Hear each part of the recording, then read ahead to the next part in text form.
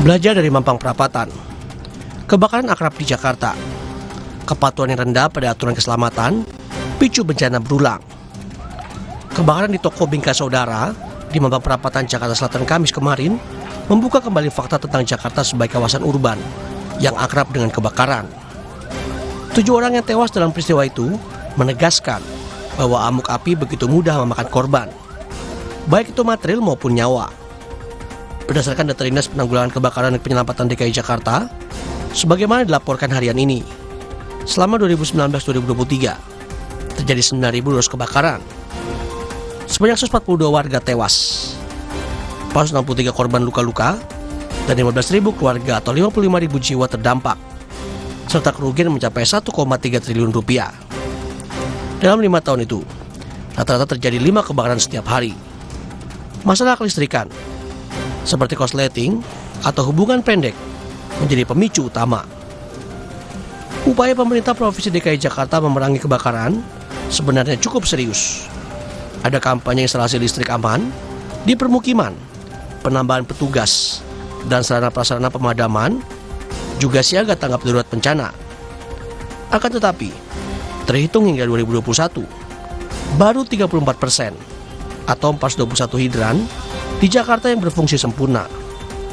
Hal itu mencerminkan kesiapsiagaan kota metropolitan ini dalam menghadapi kebakaran belum memadai.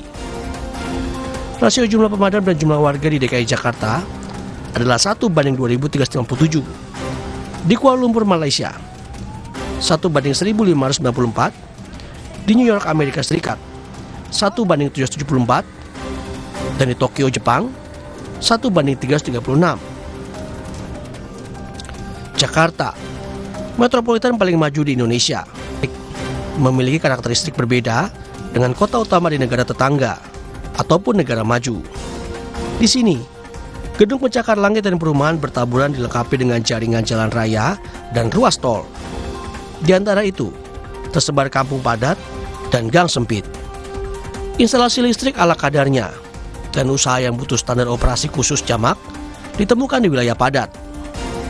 Tempat usaha menyatu dengan tempat tinggal di apartemen, juga di perkampungan. Pengelompokan area bisnis dan industri terpisah dengan perumahan tidak terwujud di sini.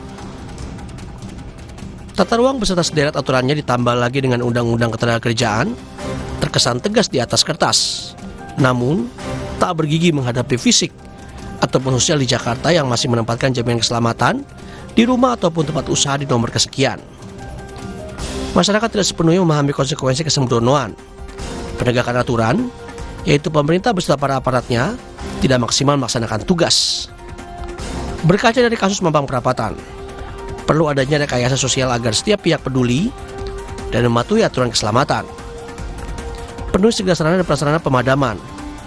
Diikuti adopsi strategi penjinakan api di kawasan padat, lokasi kebakaran tanpa jalur evakuasi, dan di gedung jangkung. Api kecil adalah kawan, api yang membesar dan mengamuk adalah lawan. Jangan biarkan lawan itu terus merajalela.